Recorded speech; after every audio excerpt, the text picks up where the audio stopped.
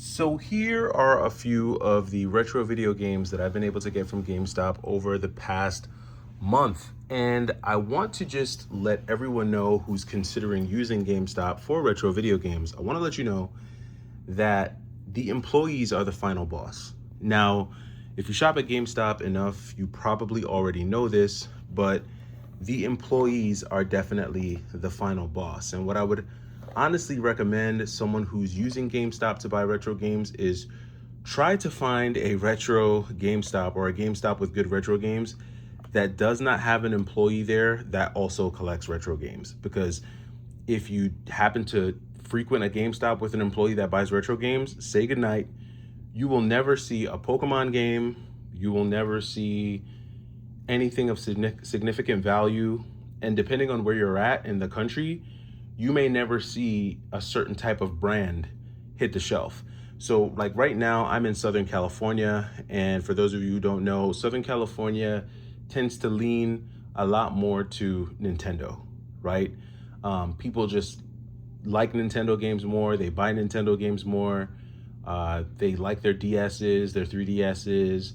They're very much into their Super Nintendo and NES games. And so that's the type of stuff that usually rather goes out the door.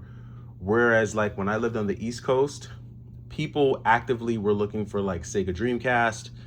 People were more on the hunt for like PlayStation 2, PlayStation. There was definitely interest in like other Sega games. Don't get me wrong, people in New York like Nintendo too, but I think New York was probably just a little more eclectic. And so the palette, the retro gaming palette, I think was just a little wider than it is in Southern California. Southern California is really pretty much like Nintendo and maybe like PlayStation, like PlayStation 2. Even when you look on Facebook Marketplace, it's really rare that you'll see someone have a bunch of like Dreamcast games or like, Sega CD or Sega Saturn games. It's very rare. It's funny because I'd say I've done maybe 5 Facebook Marketplace deals, and the 2 that I did were for Sega CD and Sega Saturn games, and those are probably like the only listings that I saw the first half of the year that had like good Sega Saturn or Sega CD games. And so it's just tough to come by. And so, I do lean on GameStop a lot, but I'm realizing more and more these days that employees are really just gatekeeping a lot more. And I don't know if it's because of the shift in paradigm around physical video games with what's been going on with Sony and PlayStation. I don't know if that's what's going on, but I would say the last 3 GameStops that I went to, I would say almost 3 out of the 5 employees were super retro gaming enthusiasts. And they would just say right then and there in front of you, like, oh man, if this gets traded in and I'm here, it's never making the shelf. They don't even hide it. They'll let you know, like, if something good gets traded in, say goodnight. You're never gonna see it.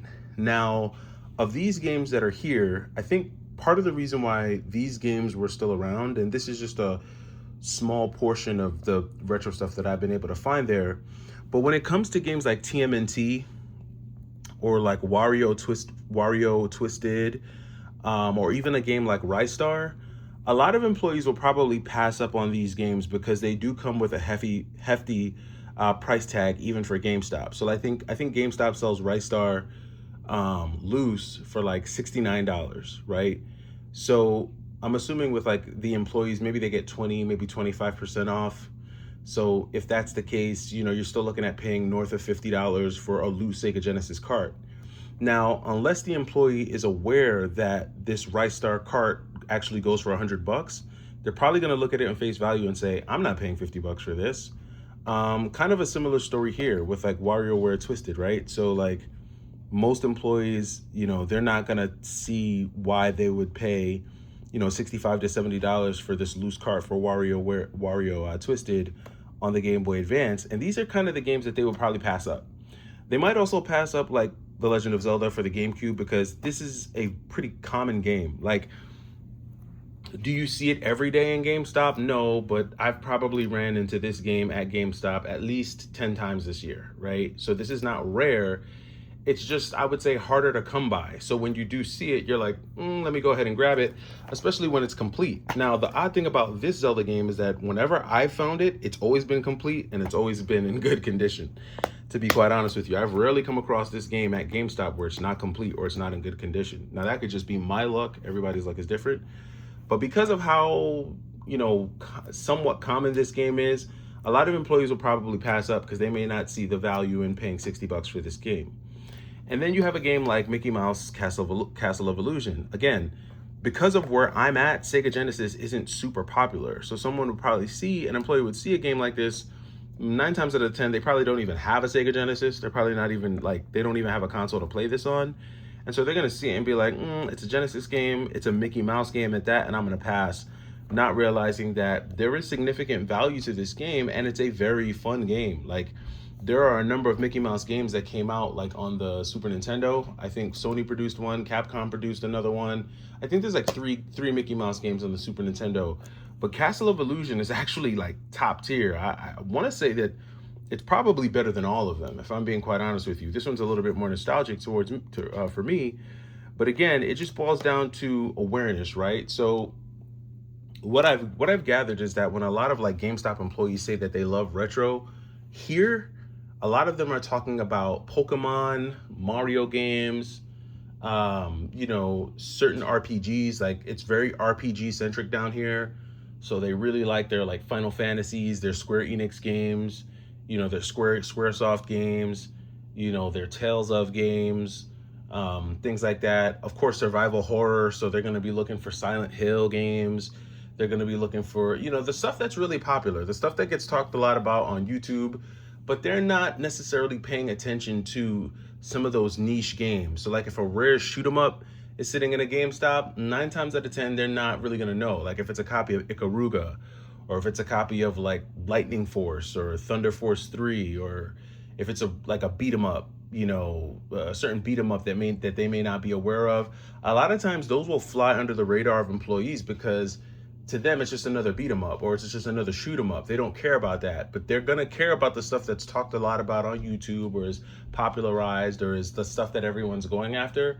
Meanwhile, there's a world of games out there that are not just amazingly fun, but also have a significant amount of value. And that's kind of the lack of knowledge that I bank on when leveraging GameStop to buy retro games and getting past the gatekeepers that are the employees. Because again, if you think that you're going to be able to bypass them to get certain games, it's over. So, and I'm noticing that this is happening more and more and more. And not only is it happening in store, but it's also happening online. If you've ever gone on GameStop's website and it looks like there's a copy of Pokemon Emerald or Ruby or Sapphire or Platinum for sale, but then when you click on it, it says not available. 9 times out of 10, it's because it was inventoried, and the same day that it was inventoried into a store, someone at the store either held it or purchased it or just made it unavailable because they just grabbed it up the same day. So it's not even you can bypass it online, whereas you used to. I've purchased a copy of Pokemon Emerald from GameStop's website before. I've picked up multiple copies of Sapphire, multiple copies of Ruby, all real, by the way, all real. And if you don't believe me, just go back on my channel. Look at my pickups from a year ago or 2 years ago. I used to pick up all types of rare stuff on their website. Everything from Silent Hill 1, 2, 3, Castlevania Symphony of the Night, Castlevania Chronicles, Vandal Hearts, Resident Evil Gaiden, Metal Gear for the Game Boy Color, all types of rare stuff I picked up on their website. But now there's massive amounts of gatekeeping, and there's a lot of people also shopping the website as well. So you've got a lot more hurdles to go through, and I figured I'd just kind of make you guys aware. Just be strategic in how you're hunting, and it's a numbers game. It's a numbers game. It's about how many opportunities you give yourself, and hopefully you guys are still able to snag some deals. But let me know what you guys think. Is there any truth to this? Let me know in the comments, and I'll catch you in the next one. It's the Y2K Collector. Take it easy.